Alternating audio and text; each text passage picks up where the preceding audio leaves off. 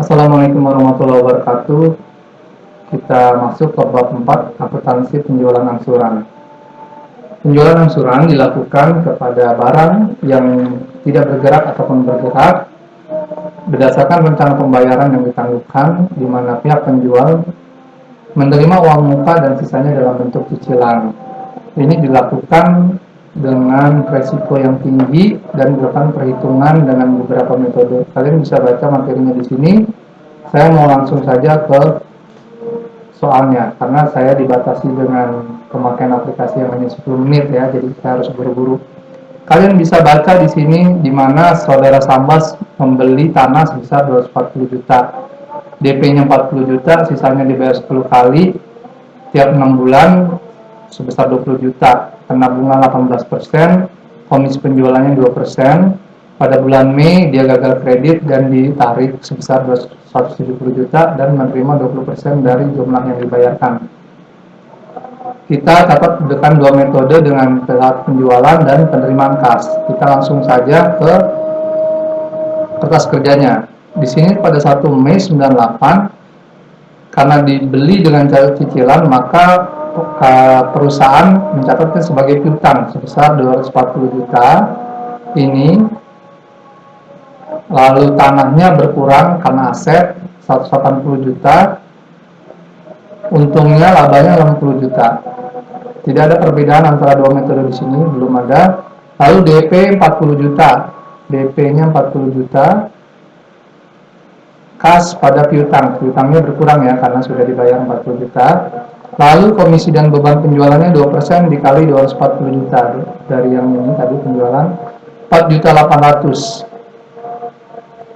Nah, lalu dicicil pertama pada 1 November sebesar 20.000, maka piutang usaha angsurannya 20.000 berkurang.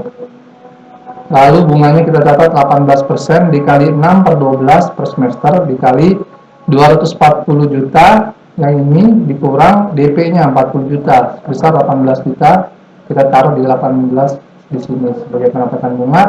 Kasnya bertambah 38 juta, belum ada perbedaan. Lalu kita buat jurnal penyesuaian di akhir tahun, 18% dikali 2 per 12 November dan Desember dikali 240 juta dikurangi DP-nya 40.000 ditambah cicilan pertama 20.000, jadi 60.000 sebesar 5.400.000. Ini mencatat pendapatan akrual atas bunganya. Kasnya belum didapat ya, jadi dia mengakui secara akrual aja. Nah, di sini ada perbedaan, ada laba kotor yang ditangguhkan 15 juta pada metode penerimaan kas. Caranya adalah kita bikin seperti ini.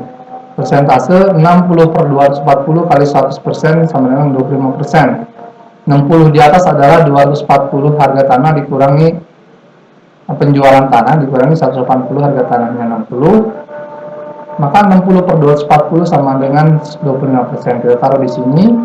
Lalu pada tahun 98 kita menerima angsuran DP 40 juta dan cicilan pertama 20 juta, maka didapat 60 juta dikali 25% 15 juta, maka laba kotor di tahun 98 sebesar 15 juta masuk ke kertas kerjanya. Selanjutnya di jurnal penutup kita menutup seluruh transaksi yang kita dapatkan. Labanya 60 juta tadi yang di atas ini, lalu pendapatan bunga 23.400, 18 juta tambah 5.400.000, jadi 23.400. Beban komisi penjualan 4.800.000, ini kisar laba ruginya 78.600.000.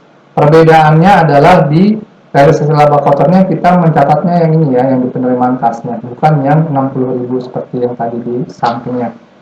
Berikutnya kita lakukan jurnal pembalik di bulan Januari dari jurnal penutup di akhir tahun 98 ini, kita balik lagi.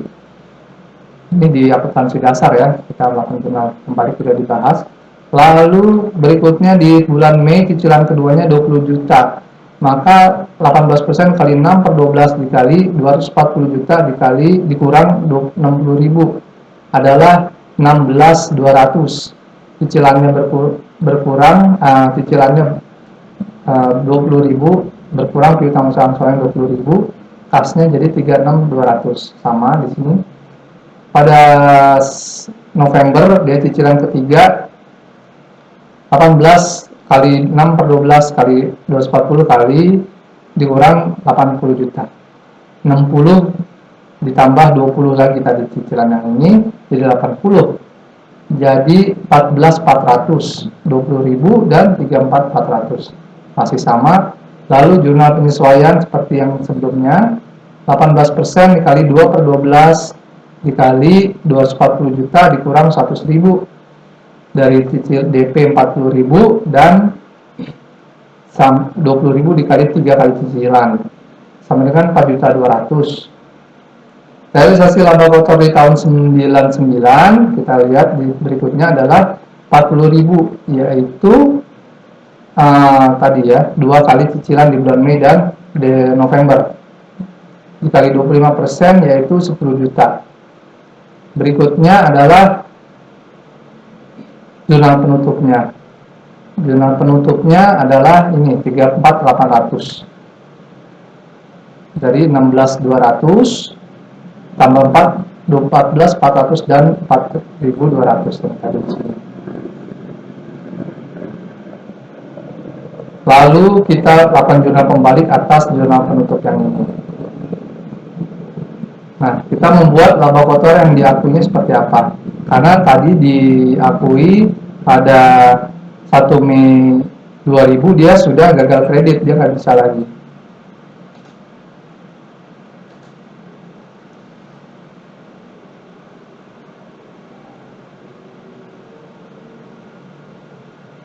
Nah ini, pada bulan Mei 2000, saudara Kamas gagal kredit, maka perusahaan menariknya 170 juta dan menerima 20%. Maka laba kotor diakui sejalan pada penerimaan kas 100 juta, pada saat penjualan 100 juta. Ini adalah dari DP 40.000 tambah 20.000 cicilan pertama, cicilan kedua, dan cicilan ketiga 100 juta. Maka jumlah yang dikembalikan 20%-nya. Tadi dari sini jadi 20 juta dikurangi jadi 80 juta. Lalu penurunan nilai tanah sebesar 10 juta dari 180 dikurang 170. Tadi ada di keterangan soal ya. Jadi sisanya 70 juta.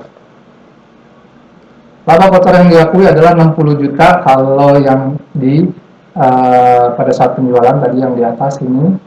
Sedangkan ketika di penerimaan kas adalah sebesar 25 juta dari tabel ya, kita lihat tabelnya tadi 15 tambah 10 jadi 25. Lalu laba penerimaan tanahnya adalah jadi 70 dikurang 60 jadi 10 juta. Sedangkan dari penerimaan kas 70 dikurang 25 jadi 45. Nah, kalian buat jurnalnya seperti ini. Tanah 170 juta, keterangan lalu kas 20 juta, 20% kali 100 juta. Piutang usaha angsurannya 140, laba atas kepemilikan kembalinya 10 juta.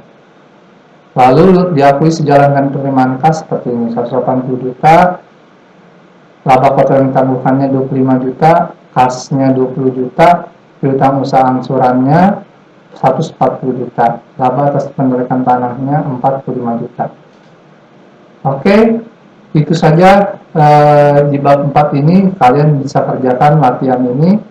Kita jumpa lagi nanti di pertemuan berikutnya. Assalamualaikum warahmatullahi wabarakatuh.